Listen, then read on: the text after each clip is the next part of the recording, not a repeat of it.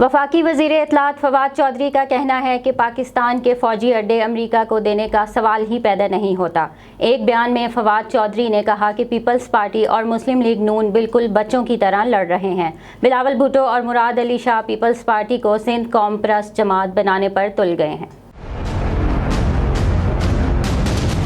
PMLN और peoples party तो बिल्कुल बच्चों की तरह आपस में लड़ रहे हैं। उनकी सियासत जो है वो बिल्कुल बिखरती जा रही है। बिलावल साहब की भी कल की भी तकरीर सुने या पानी के ऊपर उनकी बात सुने, कभी पीपल्स पार्टी ने इससे पहले एंटी पंजाब पॉलिटिक्स नहीं की। ये बदकिस्मती है कि जरदारी साहिबान जो हैं वो अपनी पीपल्स पार्टी जैसी बड़ी पार्टी को एक वफाकी इकाई से एक छोटी सारी सिंधी कॉम्प्रस्ट पार्टी बनाने पे तुल गए।